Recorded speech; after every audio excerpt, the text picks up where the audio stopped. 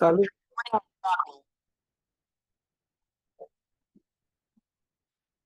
नाही.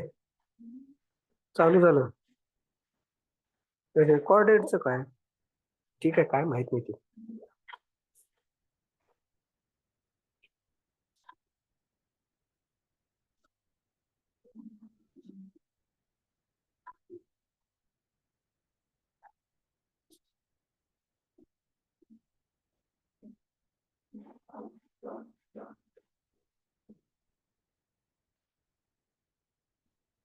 ऐकू काय येत नाही.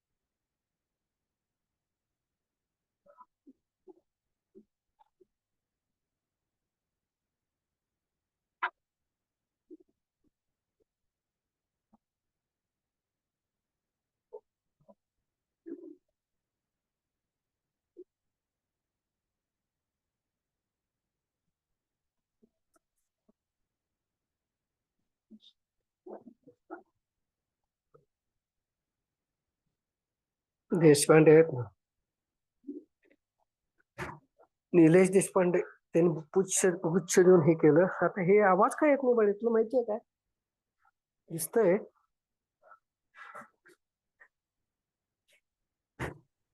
चालू झालंय. मीटिंग स्टार्ट झाली नाही म्हणून आवाज येत नाहीये. बर, ओके. तुम्हाला म्यूट करा आपण. ओके.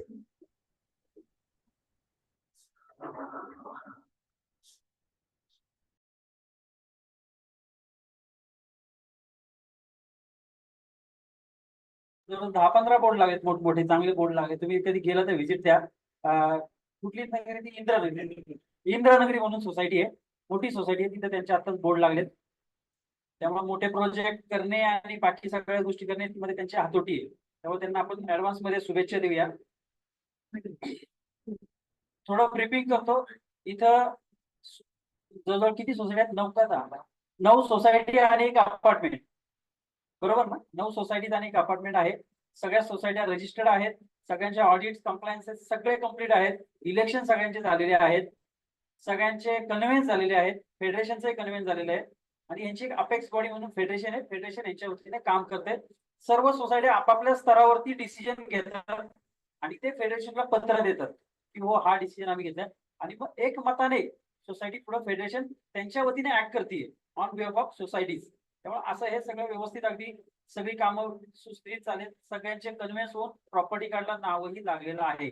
त्यामुळे लिगल म्हणसाल तर काही कॉम्प्लिकेशन इथं फारशा तशा नाहीयेत. प्रॉपर्टी कार्ड आहे, प्रायव्हेट डिमार्केशन केले, प्लॉटही जागेवरती बरोबर सापडतोय. त्यामुळे प्रायव्हेट डिमार्केशन तुम्हाला शेअर केलंच होतं. तसेच आपण जो गव्हर्नमेंटचा जे आहे section 79A of MCS act 1960 तो आपण फॉलो करतोय आणि तीच प्रक्रिया आपण शेवटपर्यंत राबवणार आहोत. कुठेही बायपास किंवा हे स्किप केलंय ते स्किप केलंय असं काहीही करणार नाही. प्रोसेसनेच आपण जाणार आहोत. त्यामुळं ऍज अ डेव्हलपर म्हणून तुम्ही बिंदास राहू शकता की बाबा उद्या उठून काय हर्डल्स येणार आहेत का, किंवा डायरेक्ट डेव्हलपर अपॉइंट करणे आणि मग ते बारगळणे वगैरे, तर तसं काही नाही. त्यामुळे तुमचा जो स्टेक लागेल तो तुम्ही बिंदास लावू शकता, कारण की इथं तसं काही आपण बायपास करून काही करत नाही. त्यामुळे ते तुम्ही बिंदास राहा की तुम्ही जे काय करताय त्याला आमची साथ आहे आणि आम्ही जे काय करतोय ते अगदी कायद्याला धरून चाललेलं आहे. त्यामुळे तुम्ही त्याच्याविषयी अजिबात काळजी नसावी. तसंच टेंडर संदर्भात आहे की टेंडर पूर्ण वाचलं जावं तुमच्याकडून. असं कुठेही असू नये की आम्ही टेंडर वाचलं नाही, आमचं जे फॉर्मॅट आहे त्याच्यामध्ये भरून दिलं, मग तुमच्या टेंडरमध्ये काय होतं ते बघितलं गेलं नाही आम्ही, त्यामुळे आम्ही ते एक्सेप्ट करणार नाही. आम्ही असं समजतो की तुम्हाला ते टेंडर मान्य आहे. तुम्ही टेंडर वाचा. स्पेसिफिकेशन मध्ये किंवा अजून काही चेंजेस असतील, मॉडिफिकेशन असेल तर तुम्ही तिथं काट मारा आणि ऑब्लिक लिहा की हे नाही की हे मटेरियल देऊ शकतो किंवा ह्याच्याऐवजी जे काय असेल ते. पण तसं नका करू की टेंडर वाचलं नाही आमचं, मी याच्यामध्ये म्हटलंय मग तेच देणार. त्याने काय होतं, मग ते गैरसमज होतात. तसं करू नका. प्रत्येक पेजवरती सील स्टॅम्प असला पाहिजे तुमचा आणि तेच टेंडर सबमिट करायचं. तुमची ऑफर, तुमचं प्रपोजल द्या त्याच्याबरोबर, पण हे टेंडर मस्ट आहे आमचं जे बनवलंय. कारण की जवळ 2 महिने लोकांनी घेतले. प्रत्येक शब्द, प्रत्येक पान, एक शब्द वाचलाय त्यांनी आणि ते फायनल केलंय. त्यामुळे तसं कृपया करू नका. त्यानंतर ईएमडी जी आहे ती कंपल्सरी टेंडर बरोबरच भरून द्यायची आहे. नंतर देतो, बँक बंद होती, साहेब नव्हते, सुट्टी होती, तसं काहीही चालणार नाही एक्सक्यूज. टेंडर बरोबरच नॅशनलाइज बँकेची ईएमडी द्यायची असं इथं ठरलेलं आहे. त्यानंतर टेंडर मध्ये टू बी डिस्कस, नंतर चर्चा करू, मेंबर बरोबर बोलतो, कमिटी बरोबर बोलतो, सोसायटी बरोबर बोलतो, असं चालणार नाही. जे काय असेल ते टेंडर मध्ये येस नो काय जे काय टाकायचे ते टेंडरच्या कॉलम मध्ये, त्या कॉलम मध्ये आलं पाहिजे. नंतर अजिबात एंटरटेन केलं जाणार नाही. तेवढं फक्त कृपया लक्षात ठेवा की टू बी डिस्कस अजिबात इथं अलाउड नाहीये. आणि टेंडर संदर्भात जर कुठलीही शंका असेल, आज आली, काही वाचलं नसेल किंवा अजून वाचायचं असेल, 2 दिवसांनी शंका आली, 4 दिवसांनी आली, टेंडर भरसतोपर्यंत, सबमिशनच्या दिवसापर्यंत जरी काही गरज लागली, मदत लागली, फेडरेशन, सोसायटी आणि पीएमसी तुमच्यासाठी काम करेल. त्यामुळे तुम्ही बी अश्युअर्ड राहा की आजची मीटिंग संपली मग आपल्या मनाप्रमाणे करायचं नाही. कुठलीही अडचण असू द्या, प्रत्येकाला आन्सर केलं जाईल. अशा पद्धतीने ही प्रक्रिया आता आमचे आर्किटेक्ट तुम्हाला एक थोडंसं ब्रीफिंग करतील आणि मग तुमचे प्रश्न आपण घेऊया, त्याला आन्सर देतील. Yes sir. करण सर.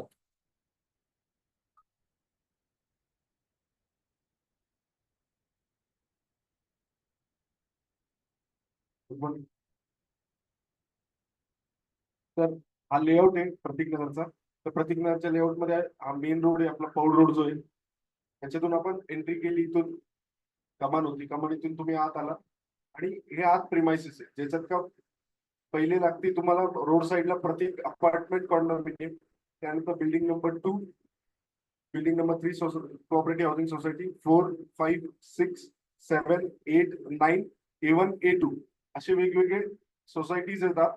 त्या सोसायटीजचं त्यांचं प्रपोर्शनेट एरियाचं कन्व्हेन्स झालेलं आहे. प्लस जे कॉमन एरियाज आहेत ते कॉमन एरियाज फेडरेशनला कन्व्हे झालेले आहेत. अशी फेडरेशन एक एपेक्स बॉडी आहे सगळ्या सोसायटीजच्या वरती, असं वर्किंग सिस्टम आहे इथं. ज्याच्यात का तुम्ही इथं जर का एखादा वॉइड बघितला, तो वॉइड रोड साईड सोसायटी आहे जी काय ह्या लेआउट मध्ये इन्क्लुडेड नाही आणि आपल्या प्रपोजल मध्ये इन्क्लुडेड नाही. जर तुम्ही डीपी वरती त्याचं लोकेशन बघाल तर प्लॉट काहीतरी ह्या पद्धतीने येतो. जे रोड साईडची सोसायटी आपण सध्या प्रपोजल मध्ये कन्सिडर केलेली नाही, त्यांचा एरियाही नाही, त्यांचे रेरा कार्पेट पण आपण प्रपोजल मध्ये दिलेले नाही. नंतर प्लॉटला लागून नाला चाललेला आहे मागच्या बाजूला, फुल पेरीमध्ये एक बाजूला नाला आहे. त्या नाल्याचं आपण वर्किंग केलेलं आहे. त्या नाल्याला कुठं ट्रेंचिंग मध्ये जातोय का, नाला वाईडनिंग मध्ये जातोय का, तर तसं काही होत नाहीये. कारण जितका प्लॉट आपण क्लेम करतोय तेवढा प्लॉट विथ तिथं आरसीसी रिटेनिंग वॉल बांधलेली आहे आणि तो त्या अलाइनमेंट नुसार प्लॉट भरतोय आपला, जितका प्लॉट आपण क्लेम केलेला आहे. टीओडी झोन मध्ये प्लॉट येतोय त्याप्रमाणे तुम्हाला टीओडीची वर्किंग करूनच ऑफर्स देणे. नंतर हे मिनिस्टर ऑफ डिफेन्सचे एनओसीचे ते तुम्हाला वर्किंग करताना, अभ्यास करताना समजेल की इथे अराउंड 11 to 12 फ्लोअर्स पर्यंत विदाउट एनओसी वर्किंग आहे. त्याच्यावरती तुम्हाला इथे एनओसी घेऊन कितीची हाईट भेटेल ते फायनल एनओसी वरती डिपेंडेंट असणार आहे. नंतर तुम्हाला सांगितल्याप्रमाणे जे कॉमन एरियाज आहेत ते फेडरेशनच्या नावाने कन्वे झालेले. नंतर इच अँड एव्हरी बिल्डिंगला वेगवेगळ्या प्रमाणे एरिया प्रपोर्शनेट त्यांचे जेवढा बिल्टअप एरिया, बिल्टअपच्या प्रोपोर्शन मध्ये त्यांचे एरियाज कन्वे झालेले. तर त्याचं लेखाजोखा याप्रमाणे जे का ज्याचा टॅली जवळजवळ एक्झॅक्टली म्हटलं तर 133R चा टॅली येतोय प्रॉपर्टी कार्डचा. जर का आपण सँक्शन प्लॅन जर जुना काढला आपण तर त्याच्यावरती 13,537 स्क्वेअर मीटरचा एरिया होता, जो का प्रॉपर्टी कार्डला यांनी कन्वे करून घेतलाय 13,317. आणि आपण जेव्हा फिजिकली मेजर केला प्लॉट तर तो जास्त भरतो 13,335. म्हणजे प्रॉपर्टी कार्ड पेक्षा थोडासा फिजिकल मेजरमेंट मध्ये जास्त आहे प्लॉट. पुढे काही डेव्हिएशन नाही, म्हणजे कमी नाही. मेजर इश्यू काय असतो कुठेतरी प्रॉपर्टी कार्ड पेक्षा कमी असतो, तसं ऍज सच काय इथे नाहीये. नंतर इथे टायपोलॉजीज अशा आहेत की पहिले एक्झिस्टिंग मेंबर्स कसे आहेत तर फ्लॅट्स आहेत, फ्लॅट्सला अटॅच टेरेसेस आहेत. प्रोफेशनल ऑफिस आहे, प्रोफेशनल ऑफिसला अटॅच टेरेस आहे. नंतर शॉप्स आहेत, शॉप्स मध्ये लॉफ्ट्स आहेत आणि शॉपची हाईट बऱ्यापैकी रिझनेबली हायर हाईट्स आहेत. नंतर बेसमेंट आहे, आपण जिथे बसलोय ते एक बेसमेंट आहे आणि बिल्डिंग नंबर 1 जी आहे त्याच्या खाली एक बेसमेंट आहे. अशी वेगवेगळे टायपोलॉजीज आहेत एक्झिस्टिंग मध्ये. आणि त्यानुसार जर का टॅली बघितलं तर याप्रमाणे काहीतरी 218 फ्लॅट आहेत, 2 प्रोफेशनल ऑफिस आहेत, 29 शॉप्स आणि 2 बेसमेंट अशी टायपोलॉजी आहे. आता लेआउट बाबत सांगायचं झालं तर लेआउट हा पहिले सँक्शन जो झाला तो 3 डिव्हिजन्स मध्ये झाला, सब डिव्हिजन झालं. जेव्हा लेआउट सँक्शन होत होता तेव्हा सँक्शन करतानाच 3 सब डिव्हिजन मध्ये आलं. तुम्हाला जी लेआउटची शीट आपण प्रोव्हाइड केली गेलेली त्याच्यात त्याचा लेखाजोखा आहे की कसे 3 प्लॉट्स डिवाइड झाले. ज्यातला का एक प्लॉट होता तो हा रोड साईडचा 10 गुंठ्याचा डिवाइड झाला. दुसरा हा ही डिव्हिजन झाली आहे जे A1 A2 आहेत त्यांची, तो एक जवळपास रफली 20 गुंठ्याचा. आणि उर्वरित जो प्लॉट आहे तो थर्ड पार्ट म्हणून सब डिवाइड झाला. आणि त्याचं सब डिव्हिजन करण्याचं कारण असं की त्या एरियावरती 11,467 वरती ULC ची ऑर्डर आली. ULC मधली लँड आहे ही. तर तुम्हाला त्याचा सगळा अभ्यास करून ULC चा ह्याची तुम्हाला सॉफ्ट कॉपी शेअर केली जाईल. ULC ची जी ऑर्डर आहे त्यावेळेसची त्याच्या ऑर्डरची सॉफ्ट कॉपी शेअर केली जाईल. त्याचा अभ्यास करून त्याचे जे काही कन्सिडरेशन आजच्या घडीला त्याप्रमाणे तुम्हाला कॅल्क्युलेशन करायचे. जे काही ऍज पर टुडेज नॉर्म्स करावं लागेल त्याप्रमाणे तुम्हाला सगळे कॅल्क्युलेशन पुटअप करायला लागतील. असं काहीतरी सिनारिओ आहे इथला. तुम्हाला काही क्वेश्चन असतील तर विचारा.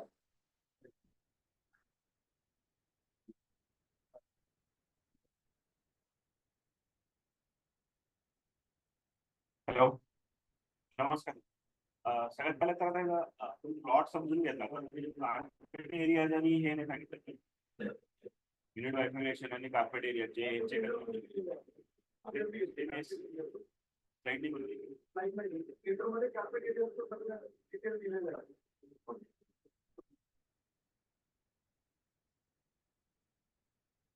ह्याच्यामध्ये जसं टॅरेक्स स्टँडर्ड वगैरे आपण बनवलेत काय आपण म्हणजे कसं आहे याच्यामध्ये ज्यावेळी आपण ऑफर कन्सिडर करतो तर प्रत्येक बिल्डिंगचं वेगवेगळं पकडतो. कोणी 25 पकडलं, कोणी 40 पकडलं, कोणी 33 पकडलं. त्यामध्ये काय स्टँडर्डायझेशन वगैरे आपण केले की आपल्याला एवढं पकडलं पाहिजे असं काही? तुम्ही सध्या 100% कन्सिडर करून करायचे वरती. ऍक्च्युली कारण याच्यामध्ये काय खूप नेग्लिजिबल टेरेसेस जे आहेत ना ते नेग्लिजिबल. ओके, एवढ्या मोठ्या क्वांटम मध्ये ना जास्त टेरेसेस नाही. तुम्हाला जो सर एरिया सरेंडर केलाय ना तो असं समजा कार्पेट एरिया, फुल कार्पेट एरिया आहे. त्याच्यामध्ये बायफर्केशन काय नाही. त्याच्यावरती मला काय परवडतंय ती ऑफर द्यायची. That's all. Okay. Total basement सुद्धा जे आहे हे ओनरशिप मध्ये 2 लोकांचं आहे. असं काही सोसायटीच्या मालकीचं बेसमेंट नाहीये. हे प्रॉपर ओनर आहे. इथे म्हणजे आपण बसलोय A1 बिल्डिंग आणि 1 नंबर बिल्डिंग जी आहे हे राहुल कन्स्ट्रक्शन. सँक्शन आहे ना? Yes yes. राहुल कन्स्ट्रक्शनच्या नावाने हे बेसमेंट आहे आता, जो पूर्वी त्यांनी कन्स्ट्रक्शन केले. आणि A1 मध्ये ओनर आहे. 1 बिल्डिंग नंबर 1 मध्ये ओनर आहे. तर ते सुद्धा सँक्शन. सँक्शन पण त्यांचं काही कन्सिडरेशन नाही ना याच्यामध्ये? त्याचं कन्सिडरेशन त्यांना एरिया द्यायचा आहे ना आपल्याला बेसमेंटसाठी. Yes yes. त्यावेळेस नवीन याच्यात बेसमेंट ना द्यायचे तुम्हाला, तो एरिया त्या एरियावरती पण ऑफर कन्सिडर करायची. ते ऍडिशनल झालं. जो काही एरिया फायनल आलेला आहे कार्पेट एरिया सर त्याच्यामध्ये बेसमेंट सुद्धा आहे. तुम्हाला त्याच्यावरती काय परवडतंय ते द्यायचं. ते बेसमेंट आहे का हे आहे का असं आपण काही बायफर्केशन केलेलं नाहीये ऍज ऑफ टुडे. त्यामुळे तुम्ही वेगळ्या गोष्टीला वेगळी ऑफर, फ्लॅटला वेगळी, फ्लॅटच्या कार्पेटला वेगळी, टेरेसला वेगळी वगैरे असं काहीच करायचं नाही. तुम्हाला जो काय 1 लाख समथिंग दिला एरिया कार्पेट एरिया त्याच्यावरती तुम्हाला 10, 20, 50, 100 जी काही ती आहे ती ऑफर द्यायची. त्याच आता प्रपोजल मध्ये त्याच्यासाठी तुमचा जो काय असेल तो एकाचा खर्ची पडणार हे गृहीत करून ऑफर द्यायची. हो. मेड बी फॉर पार्किंग असेल किंवा काय कवर्ड पार्किंग असेल, लॉकअप गॅरेज असेल, मिळत नाही सोडून द्या. पण एक उदाहरण सांगतो, कमर्शियल असेल, गोडाऊन असेल, रेसिडेन्शियल फ्लॅट असेल, म्हणजे काय त्याच्यासाठी एकेचा खर्ची पडणार आहे तर तुम्ही एकेचा खर्ची पडेल अशा अनुषंगाने ऑफर देणं अपेक्षित आहे. कारण ते रेग्युलर त्यांचं मेंटेनन्स वगैरे सगळं व्यवस्थित चालू आहे. मेंबर जसं करतो असे 2 जण याचा मेंटेनन्स वगैरे तर हयात भरत आलेले आहेत. It is under their position and use. आपण इथं बघा नवीन गोष्ट नाही, नवीन गोष्ट नाही. आता कसं आहे, सोसायटी बिंग होणार आणि त्यांनी ठरलंय की बाबा हे आपल्याकडे जे धरून चालायचंय. तुमची काय ऑफर काय, ऍडिशनल कन्सिडरेशन आहे फक्त, बाकी काय. तुम्ही काय तुमची ऑफर थोडी कमी होईल, याच्या पलीकडे काय होईल. सोसायटी ओके असेल तर आम्हाला काय प्रॉब्लेम अहो सोसायटी होतं त्यांच्याशिवाय त्यांच्यासमोर मी बोलेन का? सोसायटीची परवानगी घेऊनच आम्ही बोलतोय. कारण कसं माहिती का आता ह्याच्यामध्ये ज्या ज्या गोष्टी आता मी ह्याच्या पुढे पण डिस्कस करेन त्या प्रत्येक गोष्टीचा इम्पॅक्ट डायरेक्टली ऑफरवरच होतो. बरोबर. कारण कसं माहिती का 100 रुपये आता ते कसे वाटून घ्यायचे ना हाच प्रश्न असतो रिडेव्हलपमेंटमध्ये. तुमचा एक्झिस्टिंग एरिया जसा वाढत जाईल किंवा माझी ऑफर किंवा तुमच्या काही डिमांड आहे जसं बँक गॅरंटी आली तुमची EMD आली सिक्युरिटी डिपॉझिट आलं हा डायरेक्ट इम्पॅक्ट करतो. पण कसं होतं माहिती का ह्याच्यामध्ये अँझायटी काय असते की मला मार्केटमध्ये या ऑफर चालू आहेत त्या ऑफर चालू आहेत तुम्ही त्या सोसायटीला तेवढी ऑफर दिली. हे कंपॅरिझन तुमच्यामधून निघून जातं म्हणजे तुम्ही कॉम्पिटिशन मधून बाहेर निघून जाता तुम्ही कारण तुम्ही स्पेशल केस बनून जाता त्यावेळी. त्यावेळी तुम्ही असं नाही म्हणू शकत की सर तुम्ही इथून 1 किलोमीटरवर दुसरी बिल्डिंग होती तिथं तुम्ही 100% ऑफर दिली आणि आम्ही आम्हाला 25% ऑफर देत आहे असं का?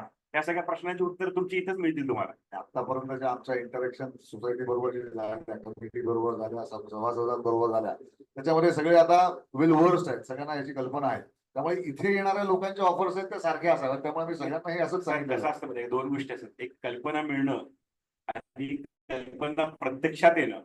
आता ह्याच्यानंतर काय पिक्चर येणार आहे की बाबा हे सब कन्सिडर करून की पुढचे बिल्डर आपल्याला काय ऑफर देतात त्यानंतर तुमचं ब्रेन स्टॉर्मिंग ऍक्च्युअली स्टार्ट होतं. बरोबर त्यांना फक्त कल्पना आहे माहिती नाही की कल्पनाची कॉस्ट काय. बरोबर आहे. ते फक्त विचार करतात हा चलो बिल्डर येत आहे तर तो बिल्डर का कन्सिडरेशन ये हे पकडा तुम्ही ते पकडा ते पकडा अहो सगळं पकडा ठीक आहे पकडून तुम्हाला उरलं पाहिजे ना. ती पर्पज ऑफ होल म्हणजे हे सगळी जी असाइनमेंट चालू आहे ह्याचं त्यांना काहीतरी बेनिफिट व्हायला पाहिजे ना. अगदी बरोबर आहे. सगळं जर शेअरिंग मध्ये चाललं तर ते म्हणतील की रिडेव्हलपमेंट पण आम्हाला मिळालं काय. अगदी बरोबर आहे. पण या सगळ्याची यांना आम्ही कल्पना दिलेली आहे. कारण 3.5 एकराच्या प्लॉटमध्ये जे काही ते बांधकाम होणार आहे त्याच्या त्या मानाने बेसमेंटचा एक क्षेत्रफळ कमी आहे. ऑफर मध्ये फरक झाला तरी तो सगळ्या बिल्डरचा काम होईल. मला या ठिकाणी एकच सांगायचं आहे की जे आमच्याकडे आता 8-10 बिल्डर्स जे आलेले आहेत त्याच्यातच आम्ही तुलना करणार आहोत. बाहेरच्या लोकांची आम्ही तुलना करणार नाहीये. एवढंच मला सांगायचं.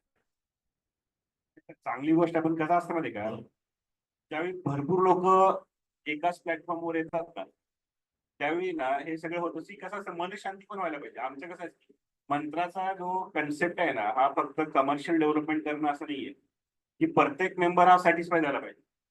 इव्हन दो नेक्स्ट राऊंड मध्ये ज्यावेळी प्रेझेंटेशन येईल माझी ज्यावेळी सगळी पूर्ण टीम माझी इथं असेल त्यावेळी तुम्हाला या सगळ्या गोष्टी कळेल की आम्ही फक्त घर बांधायचं काम नाही करतात. आम्ही प्रत्येक मेंबरला कसं सॅटिस्फाय करता येईल त्याच्या मनात काही शंका नाही राहिला पाहिजे थोडं. कारण कसं असतं प्रत्येक मालक हा प्रत्येक त्याचा फ्लॅटचा आणि त्याच्या हिश्श्याचा अनडिवाइडेड शेअरचा ओनर आहे. आपण असं नाही म्हणू शकत की बाबा की इसको इतना दो उसको इतना दो. जाणीव असणं आणि जाणीवेतून काय मिळणं अल्टिमेटली हा तुमचा कलेक्टिव्ह डिसिजन आहे नंतर की बाबा आपल्याला 8 डेव्हलपर आले 8 डेव्हलपरांनी आम्हाला ही ऑफर दिली या ऑफर मध्ये कोण कसं काय कन्सिडर करतंय. मग नंतर तुम्हाला पीएमसी गाईड करेल की कुठला पॅरामीटर काय कुठली ऑफर कशी व्हॅलिड पकडायची. कारण कसं असतं आता रिडेव्हलपमेंट मार्केटमध्ये भरपूर ठिकाणी चालू आहे तर तिथं भरपूर असे वेगवेगळे अनुभव शेअर केले जातात. म्हणजे आपण पण हा रिडेव्हलपमेंट आला त्यावेळी तुम्ही पण भरपूर लोकांकडे माहिती जमा करून त्याची प्रोसेस समजून लोकांना एकत्रित करून भरपूर मिटिंग घेऊन पॉलिसीज वाचून बाकी पीएमसी विचारून असं करून करून सगळ्या गोष्टीचा कलेक्टिव्ह इफेक्ट आहे. या इफेक्टला ज्यावेळी आपण एंडला जातो तसा रिझल्ट पण तुम्हाला मिळाला पाहिजे. मग त्यानंतर कसं असतं की अजून एक असतं की जसं आता आम्ही तर काय प्रत्येक टेंडरमध्ये म्हणजे मोठे टेंडर तिथं आम्ही असतो. प्रत्येक सोसायटीमध्ये काही ना काही वेगळ्या गोष्टी असतात. पण त्या गोष्टी ज्यावेळी कन्सिडर करताना ना कॉमन प्लॅटफॉर्म पण आपण केला पाहिजे. कारण कसं आहे माहिती आहे का हा 3 ते 4 वर्ष अजून पुढे चालणारा विषय आहे. त्यानंतर चेंजेस काही होत नाही. तुमचा हा मेजर डिसिजन आहे हा DAPच्या आधीच. त्यानंतर आपण काही चेंज करू शकत नाही याच्यामध्ये. दुसरी गोष्ट आता ह्याच्यामध्ये ज्या गोष्टी आम्ही बघितल्या म्हणजे आम्हाला अजून म्हणजे हे डिस्कस करायचं मला आज पण करायची इच्छा माझी की सोसायटीचा थॉट म्हणजे प्रोसेस काय आहे हे पण आम्हाला समजून घ्यायचं आहे. कारण कसं आहे मध्ये ह्याच्यामध्ये ना आपण टेंडर पेक्षा ना आपण टेंडरच्या सिक्युरिटीवर जास्त फोकस ठेवला असं मला दिसतंय. कारण कसं आहे बिल्डर ज्यावेळी येतो कुठलाही बिल्डर तर कसं असतं मध्ये का बिल्डिंग आणि त्यानंतर कमर्शियल अँगल हा त्याचा म्हणजे त्याची लागत जी आहे ती प्रोजेक्टमध्ये ती अशी वाढत गेली ना अल्टिमेटली ना ऑफर तर सोडा बाकी पण गोष्टीवर त्याचा भरपूर इम्पॅक्ट होतो. म्हणजे बिल्डरच्या सायकोलॉजीवर पण त्याचा इम्पॅक्ट होतो किंवा इतना पैसा डाल के प्रोजेक्ट क्यों करणे. ठीक आहे ना. ह्याच्यामध्ये काय होतं म्हणजे का छोटे बिल्डर ना अग्रेसिव्ह बिल्ड करतात कारण ते इन्व्हेस्टर बेस असतात. म्हणजे आमचं कसं म्हणजे का आमची स्वतःचे पैसे आपण प्रोटेक्ट होणार पण त्यामध्ये कसं तुमची सिक्युरिटी तशीच आहे. ती कसं असतं लेंडरला तुम्ही मार्केटमध्ये वाचत आहे की सीए लोक तुमच्या टीम मध्ये असतील तुम्हाला गाईड करतील व्यवस्थित. लेंडरला फसवणं आणि स्वतःचे पैसे फसवणं यामध्ये भरपूर फरक असतो. ठीक आहे ना. तर माझं असं म्हणतं की 50 करोडची बँक करायची काही गरज आहे म्हणजे एवढ्या छोट्या प्रोजेक्टसाठी मला नाही. म्हणजे एवढा मोठा साईज म्हणजे 50 करोड प्लस 16 करोड 63 करोड आणि सँक्शनची जवळजवळ 125 करोड म्हणजे 125 करोडची इन्व्हेस्टमेंट वन टाइम 2.5 एकरच्या प्लॉटला म्हणजे पर गुंठ्याला 10,000 रुपये इन्व्हेस्टमेंट म्हणजे पर स्क्वेअर फीटला 10,000ची इन्व्हेस्टमेंट करणं म्हणजे असं हे काय कॅल्क्युलेशन केलं होतं.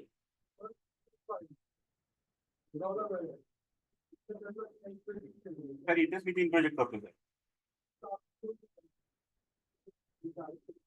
कुठला हा ते 3.5 एकर पकडणार पहिला 228 crore one time single investment आहे सर.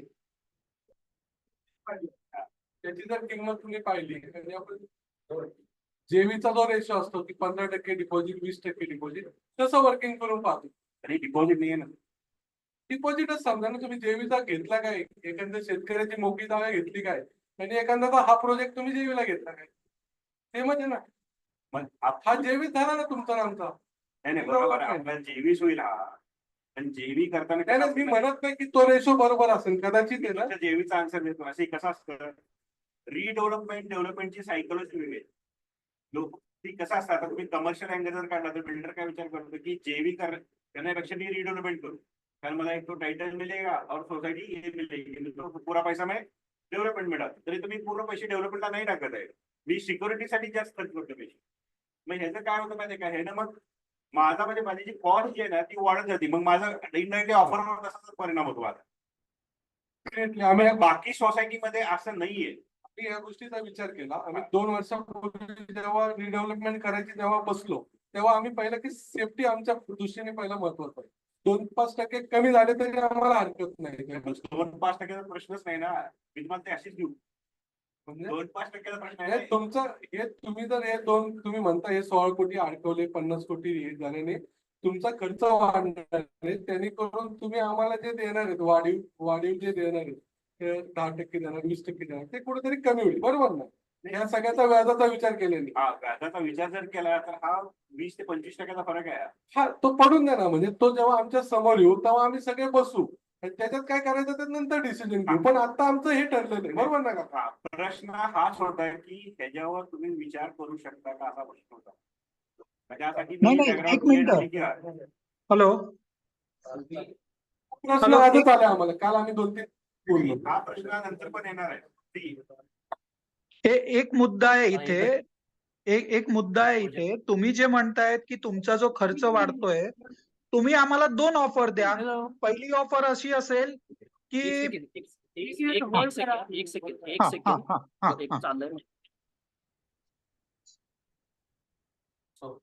तुम्ही या प्रोजेक्ट मध्ये आता इंटरेस्ट दाखवला आहे ठीक आहे. हे आम्ही जे कंडिशन्स ठेवले हे असे ठेवले जेणेकरून ना जे वेल ऑफ आणि इंटरेस्टेड बिल्डर्सच येतील.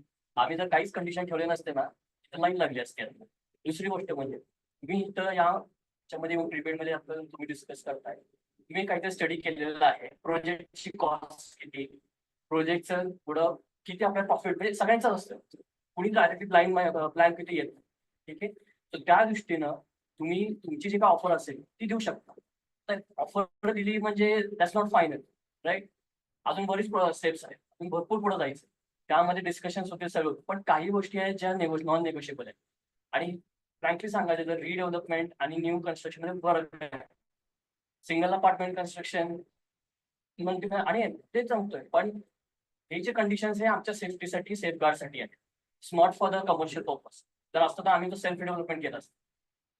त्यामुळे तुमचे जे काही ऑफर्स असतील ते तुम्ही कन्सिडर करून मार्केट सिच्युएशन तुमची सिच्युएशन फ्युचर हे सगळं 2 वर्षात तर काय होणार नाहीये. सगळं करून तुम्ही ऑफर द्या. ज्या काही गोष्टी असतील त्या नंतर आपण बघू पण काही गोष्टी आहेत त्या आमच्या नॉन नेगोशिएबल आहेत. जसं की आता EMD म्हणा किंवा तुम्ही बँक गॅरंटी म्हणा या गोष्टी ज्या आहेत त्या तशाच राहतील. आणि this has come after lot of discussions. आम्ही नुसतं बसलो आणि लगेच एका दिवसात टेंडर फायनल केलं नाही.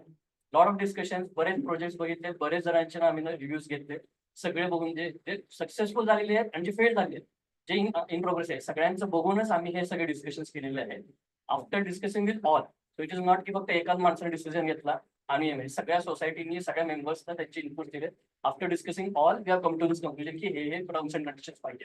So this is agreeable with all. त्यामुळे तुम्ही जर हे कंडिशन्स मानून किंवा तुम्ही ऍक्सेप्ट करून किंवा ते कन्सिडर करून जर पुढे गेला तर it will be a well of good for both of us, you and मी.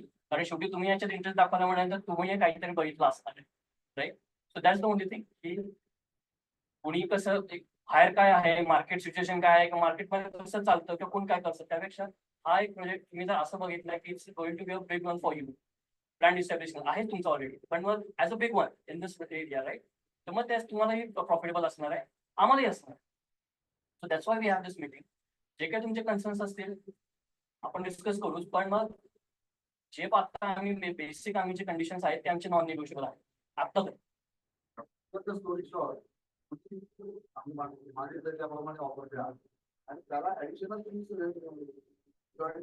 त्या ज्या मॅडम होत्या ना त्यांनी एकदम Joint देऊ शकता. प्रश्न विचारला त्यांनी. कारण मी पण पहिला त्यावेळी अशी गोष्ट माझ्याकडे मी तशी ऑफर दिली इंद्रगडमध्ये. त्यांनी भरपूर विचार केला त्याच्यावर, कारण आम्ही 95% वोटिंगने आम्ही तिथं आलो. त्यांनी बरोबर म्हणले की तुम्ही दोन्ही ऑफर.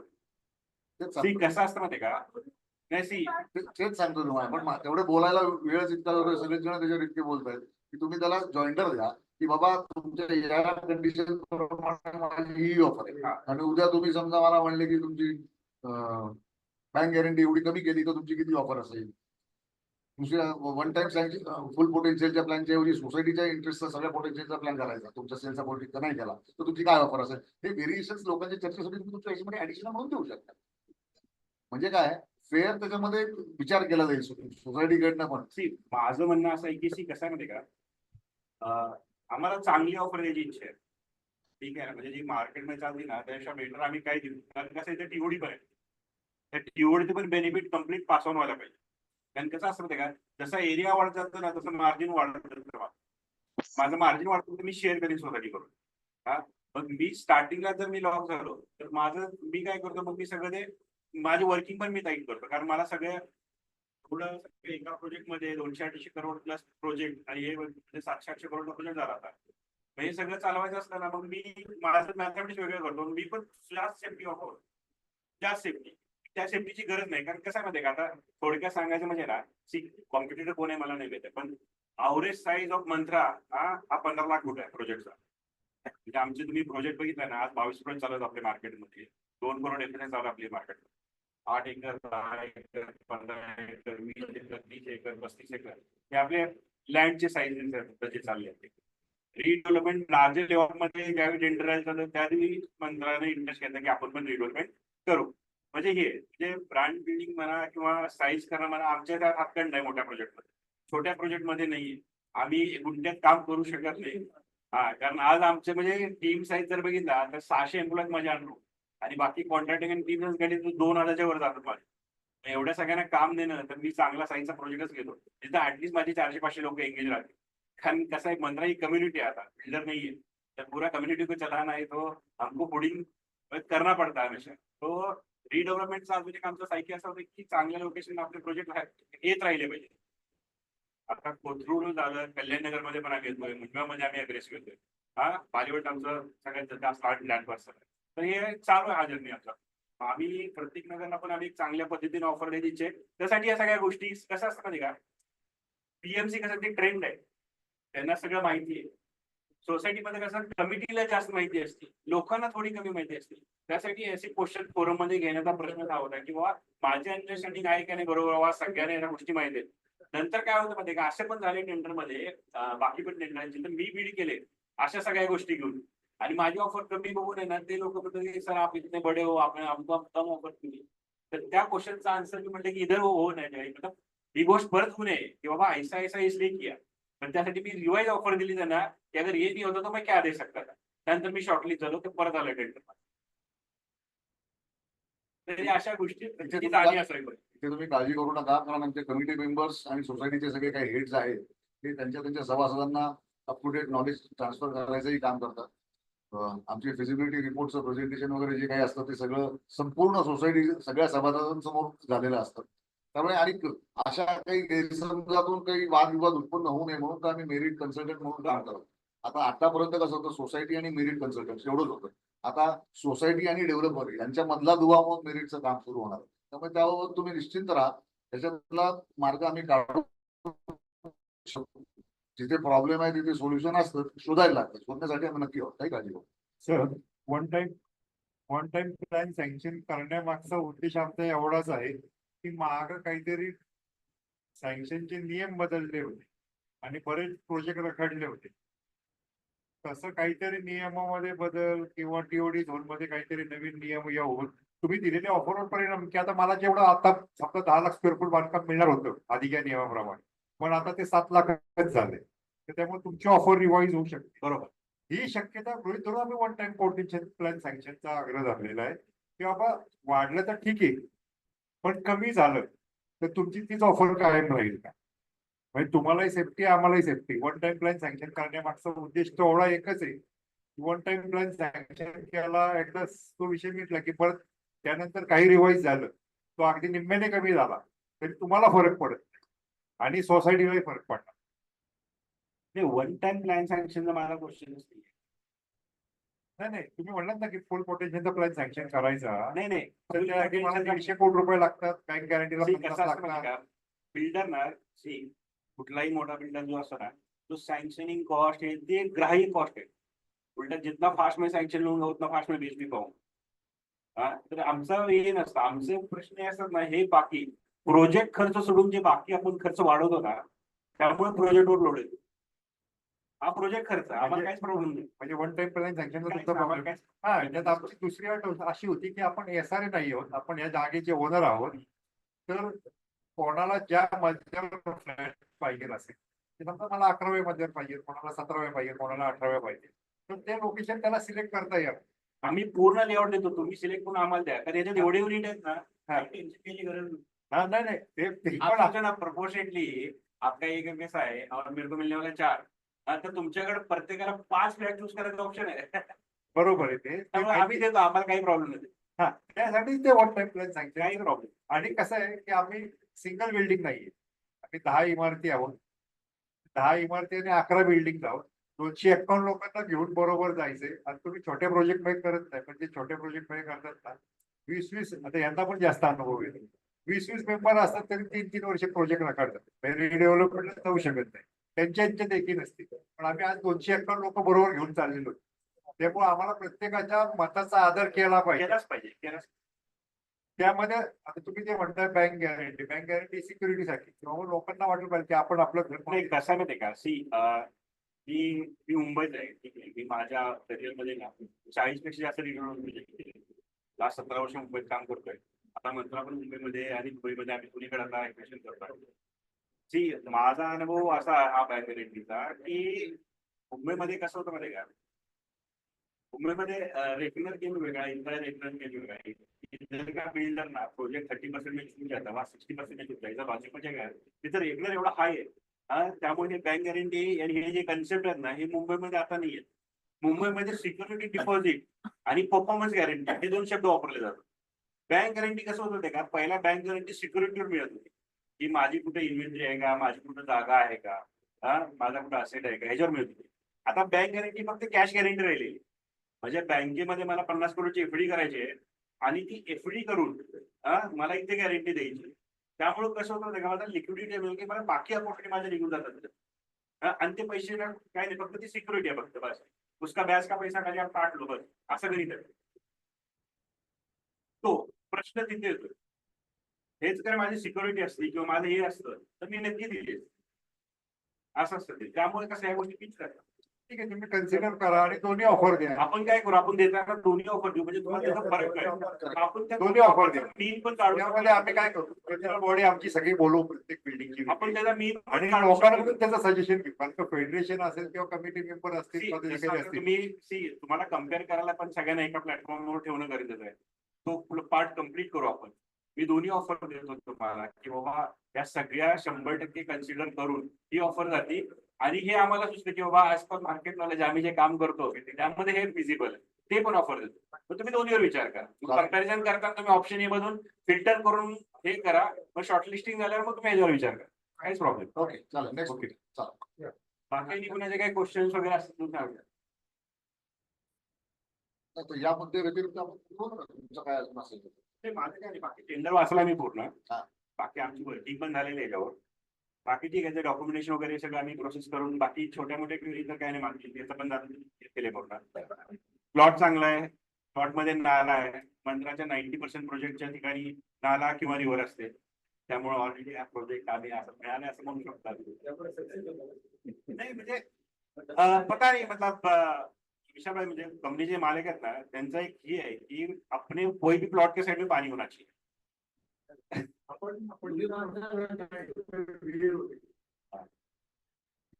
त्यामुळे म्हणजे तुम्ही बघितला ना, आमचं कुठलाही प्रोजेक्ट काढा, एक तर रिव्हर दिसेल तुम्हाला, नाही तर नाला 100% दिसेल.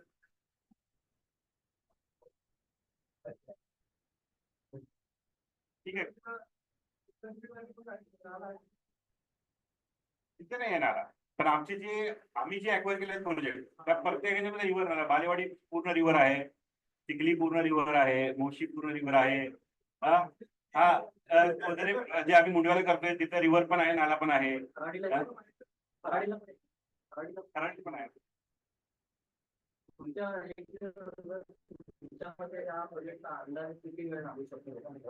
कसं असतं माहिती का, 10 लाख रुपये आता याच्यामध्ये रिडेव्हलपमेंट आहे. आमचं एज काय असतं माहिती का, इसमें ना पुरा 10 लाख रुपयांच्या 10 लाख रुपये मला घ्यायचे. आता जसं ही जेवी म्हणते, समजा 60 काढल्या, 4 लाख रुपये तुम्हाला गेले, समजा 6 लाख मला मिळाले, तर 6 लाख रुपयाचा प्रोजेक्ट आम्हाला 3 वर्षावर आम्हाला काही हे नाही, कारण आमचा अवरेज सेलिंग आहे ना, हा वर्षाचा 5 ते 6 लाख रुपये.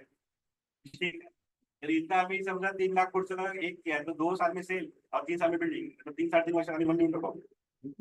आणि ते काय, जसं तुम्ही साईट व्हिजिट कराल आमच्या, त्यावेळी तुम्हाला क्लिअरिटी मिळून जाईल किंवा डेव्हलपमेंट कशी होईल काय, म्हणजे आम्ही तुम्हाला साईटवर फिजिकली दाखवू की काय असेल. 18 वर्ष आपण मी कंपनीचा ब्रीफ देतो पूर्ण, देतो पुढं.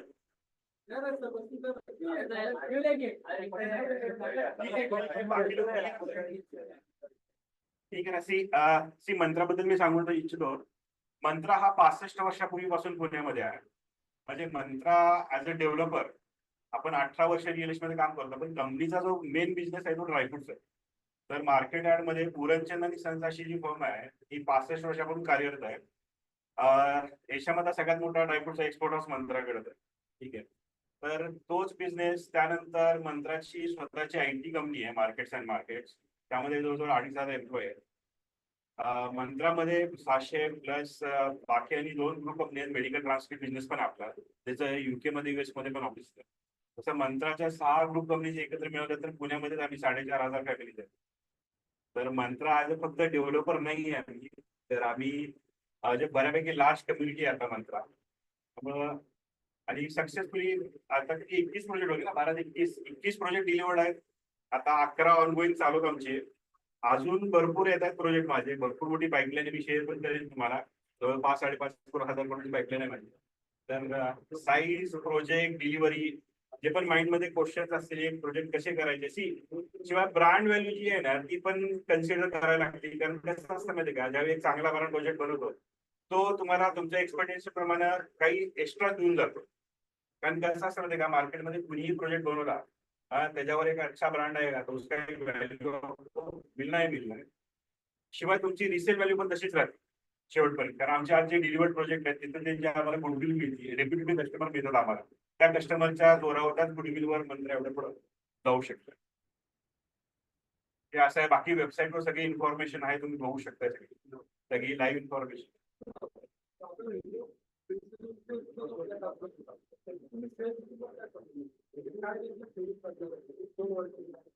कसं असतं माहिती का, आता कोथरूडचा ना, कोथरूडचा म्हणजे दोन्ही गोष्ट असतो, पॉझिटिव्ह आणि निगेटिव्ह दोन्ही गोष्टी. ते पहिला कसं होतं माहिती का, लास्ट 4 वर्षापूर्वी कोथरूडमध्ये सप्लाय नव्हता, नवीन प्रोजेक्ट होते. आज कोथरूडमध्ये प्रत्येक गलीत 1 ते 2 रिडेव्हलपमेंट चालू आहे. ठीक आहे, तर निगेटिव्ह साईड असं आहे की उद्या मार्केटमध्ये अजून मोठे मोठे टेंडर आले तर रेटमध्ये करेक्शन एक्सपेक्टेड आहे. ठीक आहे, तर आजचा जो कोथरूडचा म्हणजे लास्ट 2 वर्षापासून जे रिडेव्हलपमेंट घेत होते ते 12,000 पासून 15,000 पर्यंत, कारण माझा एरोनडम प्रोजेक्ट येते. तर आता तो करेक्ट होईल, 1,000-1,500 करेक्ट होईल, पण अजून सप्लाय आला मोठा तर तो अजून करेक्ट. तर जेवढ्या लवकर रिडेव्हलपमेंट आपण अर्ली टू बेटर वाला सीन मध्ये, जितना जल्दी आएंगे ऑफर लेंगे और जाएंगे. बाद में अगर बड़ा है मतलब प्रोजेक्ट मोठा आहे तर बिल्डर सस्टेन करतो, छोट्या प्रोजेक्ट मध्ये नाही सस्टेन करू शकत. म्हणजे even तुम्हाला माहित आहे की छोट्या छोट्या सोसायटी लवकर अडकतात, मोठ्याने अडकतात, आणि मोठ्यामध्ये काही गेला तर शेवटी काही ना काही मार्जिन असेल तर बिल्डर उसको तो लेके जाता है. ठीक आहे ना, तर मोठा प्रोजेक्ट सस्टेन करतो. माझी जी काही वर्किंग असेल इथं म्हणजे हे बघितली असं म्हणजे ह्या फोर सांगता येत नाही, पण अवरेज जो रेट आहे आपल्या इथं 12 ते 14 मध्ये आम्ही वर्किंग करतो इथं. त्यामुळे बेटर हे म्हणजे नॉर्मल स्टँडर्ड बिल्डिंग मध्ये जे बाकी लोक करतात गुंडेवाले जे आहेत 5 गुंठे 10 गुंठे 20 गुंठे त्यांच्यापेक्षा 1000 रुपये घेऊन जायची ताकद आहे.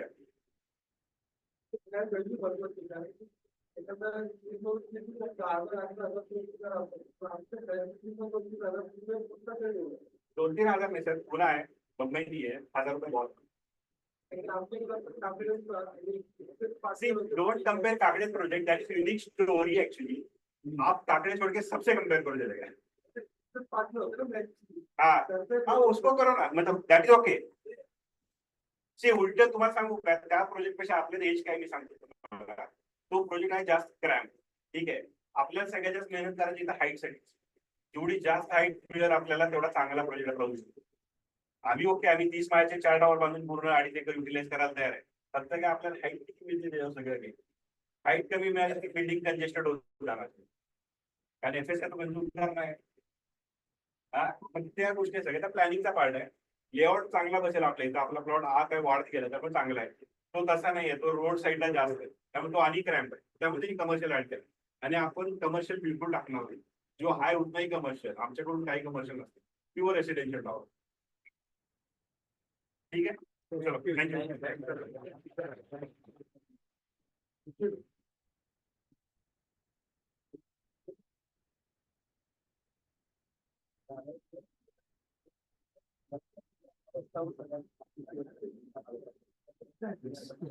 एक मिनिट त्यांचं समराईज करतो.